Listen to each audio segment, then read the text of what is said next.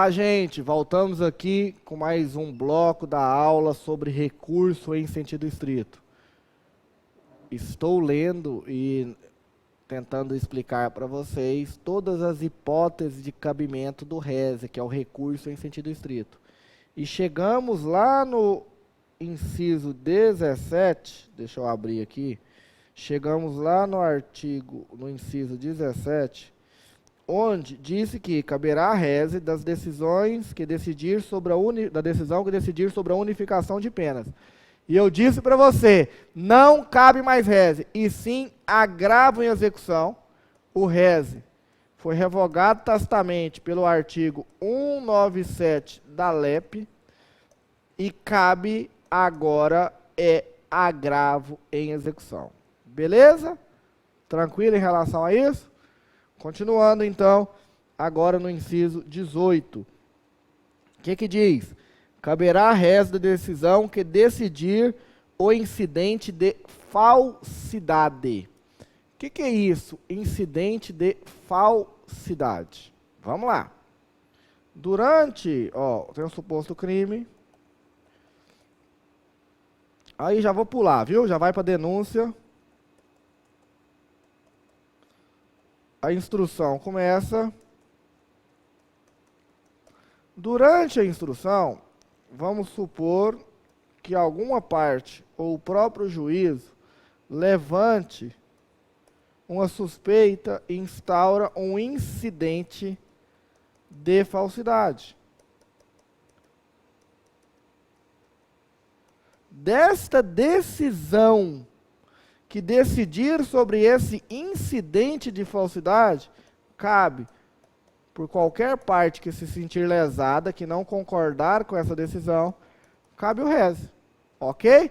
Endereçado para quem? Quem vai julgar o rés? Gente, sempre o rés será julgado pelo Tribunal de Justiça, pelo 2º grau. Beleza? Próximo. 19. Que decretar medida de segurança depois de transitar a sentença em julgado. Gente, lembra que eu falei para você que tudo que for direcionado à execução da pena não cabe mais rés e sim agravo a execução? E aqui é uma hipótese. Nós não estamos falando de pena propriamente dita, mas medida de segurança também, apesar de eu achar que é uma espécie de pena, mas boa parte da doutrina entende que não. Mas isso aqui é tratado na execução penal.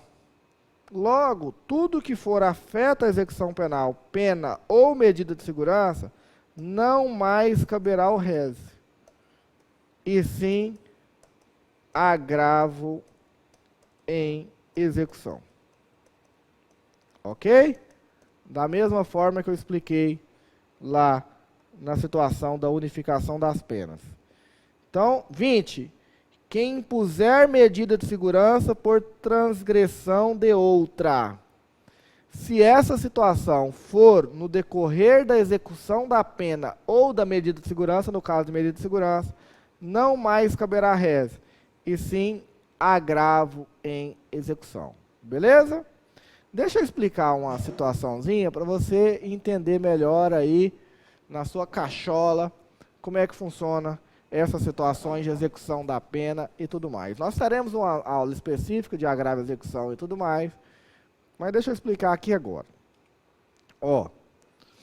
Nós estamos aprendendo aqui, de forma até muito insistente, do procedimento, do rito, do que acontece do início ao fim. Nós aprendemos que tudo inicia com o suposto crime. Isso aqui deságua numa sentença. Lembra? A gente passa pelo inquérito, denúncia, isso aqui deságua numa sentença. Essa sentença sendo condenatória, vai impor à pessoa uma pena. E após os recursos, isso aqui vai transitar em julgado. Transitar em julgado. em julgado. Então, entendam. Quando ocorre o suposto crime, instaura-se um inquérito e oferece a denúncia. Quando chega no judiciário, é atribuído uma identificação para esse processo, que é um número. Vamos colocar aqui 2018 0028 72 10. Isso aqui gera um número. E esse processo, ele corre com esse número até o trânsito em julgado. Ok? E quem que vai julgar esse processo? O juiz de conhecimento. Por exemplo, a terceira vara da comarca tal, da comarca. Então, esse processo vai ser julgado por esse juízo e vai ter esse número. Tranquilos. Após o trânsito em julgado, esse processo aqui, ó, ele é arquivado.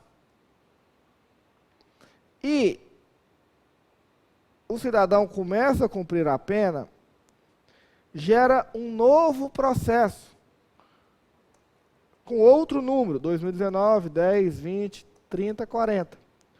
E agora, quem vai tomar conta desse processo não é o juiz da terceira vara da comarca tal, e sim o juiz, colocar juízo da execução penal. Aqui é um novo juiz, um novo processo, uma nova relação. Então, esse processo vai iniciar com o início do cumprimento da pena. É outro juiz. E tudo atinente ao cumprimento da pena vai ser apreciado por esse juiz aqui, ó. Por exemplo, o seu cliente quer cortar o cabelo e não está tendo jeito. Cortar cabelo. Pode parecer banal, mas a pessoa tem o direito de cortar o cabelo. Você vai pedir para quem? Para o juiz da execução penal. Ele quer uma visita. Vai pedir para quem? Execução penal. Ele quer progressão de regime. Progressão de regime. E de um regime fechado ou semiaberto. Ele vai pedir para quem? Para o juiz da execução penal. Quem que vai tratar da unificação das penas? Juiz da execução penal. Quem que vai tratar de medida de segurança? Execução penal. E por aí vai. Ok? Então, tudo será tudo da execução penal, tudo do cumprimento da pena, será tratado pelo juízo da execução penal, não mais pelo juiz de conhecimento. Beleza, até aí tudo bem. E dessa decisão aqui que eu anotei para vocês, do juiz, que a gente está pedindo isso, unificação da pena, medida de segurança, progressão de regime, se o juiz da execução negar, não caberá rese, caberá um recurso chamado agravo em execução. Nos termos do artigo 197 da LEP. Agravo em execução, nos termos do artigo 197 da LEP. Esquece rese quando se tratar de execução penal. Repito, professor, mas está no meu vadimeco. Risca no seu vadimeco. E deve estar aí no índice remissivo. Vide artigo 197 da LEP. Risque o seu vadimeco, que isso foi tacitamente revogado. Ok? Então vamos aqui continuar lendo aqui todos os incisos do artigo 581. Tal, falsidade, beleza. Que impuser medida, beleza. Que mantiver, inciso 21, ou substituir a medida de segurança. Ó, se foi na execução penal, cabe agravo em execução. 22, que revogar a medida de segurança. Agravo em execução. 23, que deixar de revogar a medida de segurança. Agravo em execução. 24, que converter a multa em detenção ou em prisão simples. Gente, isso aqui não existe mais, ninguém pode, por não pagar multa, ser preso, ok? Mas se acontecer, agravo em execução.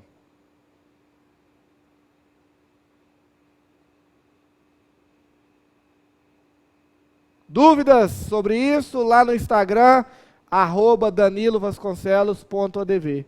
Então, eu mostrei para vocês aqui as hipóteses de cabimento do RESE. E deixei claro para vocês que quando se tratar de matéria que afeta a execução penal, não é cabível RESE, e sim agravo em execução. Tá claro? Então, em qualquer dessas hipóteses que eu tratei, o recurso correto é o RESE. Então, a partir daí, vamos trabalhar um caso concreto para que fixe mais em nossas mentes e nós vamos aprender a redigir este recurso tão importante aí no ordenamento jurídico brasileiro. Qual que é o caso concreto que eu trouxe hoje para vocês? Está aí no quadro. Acabei de fazer, quentinho, inédito, só para você, aluno nosso aqui da Rede Júris. Então vamos lá. Lara descobre que seu marido o está traindo. Está traindo com sua melhor amiga. Então, Lara descobre que seu marido está traindo com sua melhor amiga.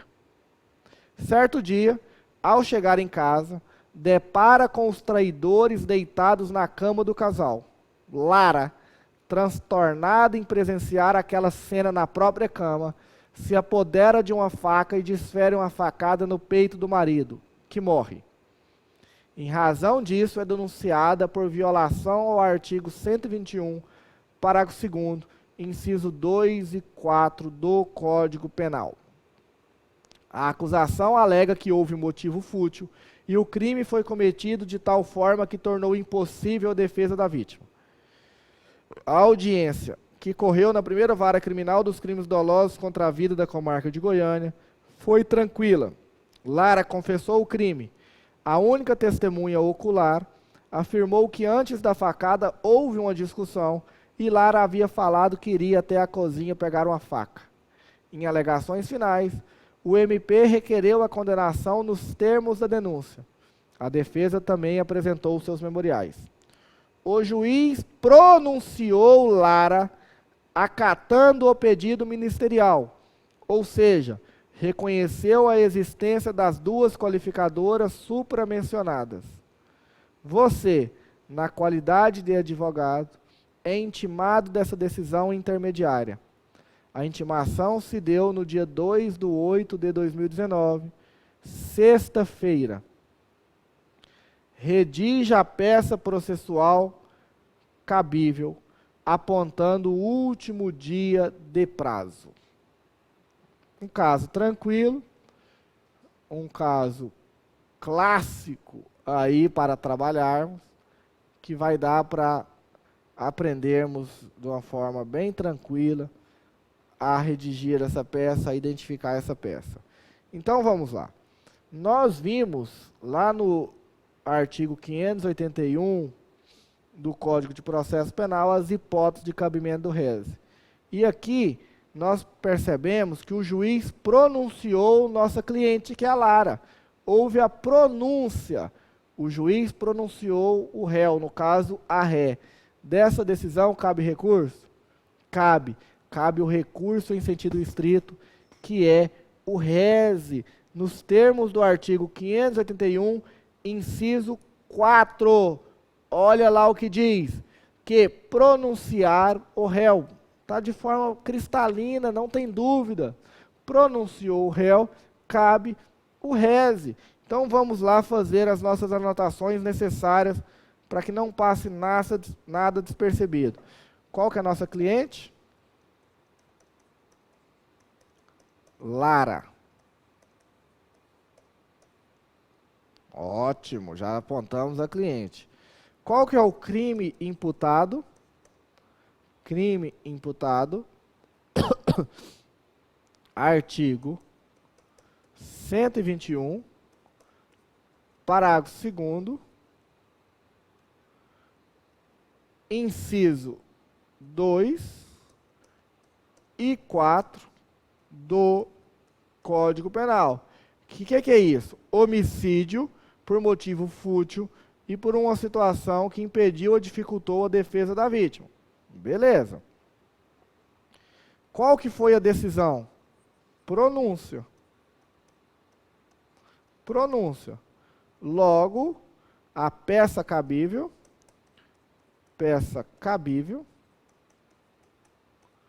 é o rese, nos termos do artigo 581, inciso 4, do Código de Processo Penal. O que nós vamos alegar? Nós não vamos pedir a impronúncia. Por quê?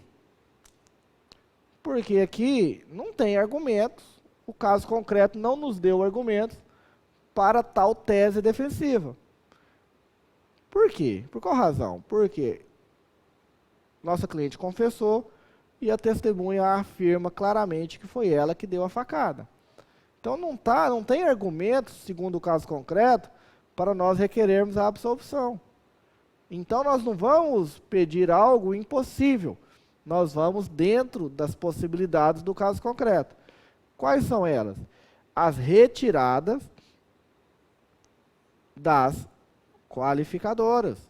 Nós não vamos falar que ela é inocente, mas nós vamos falar que o homicídio não foi qualificado, e sim simples. E depois até requerer aí um homicídio privilegiado. Nós vamos requerer até aqui, em que pese boa parte da doutrina entender que quem decide isso é apenas o júri, que o juiz não tem essa capacidade. Ok? Então, quais são nossas teses? Teses. Retirada das qualificadoras. E vamos pedir, só para a gente aprender aqui a trabalhar, algumas situações, requerer o privilegiado, que aqui é o artigo 121, parágrafo 1º do Código Penal. Gente, é só isso. Ah, mas o rese não tem muita tese, você não tem que falar muita coisa. Verdade. O rese ali é um recurso direcionado, limitado àquele assunto, àquele objeto, que você não vai pedir redução de pena, não vai pedir muita coisa. Por quê? Porque o artigo 581 aponta a incidência do rese em seus incisos. Então, o rese que trata da prescrição, você vai atacar só a prescrição. O rese que trata da pronúncia, você vai atacar só a pronúncia. O rese que trata do incidente de falsidade, você vai tratar só aquela decisão sobre o incidente da falsidade. Você não vai falar de nulidade, de outros aspectos, de ilegalidade. Não, só sobre aquele ponto específico.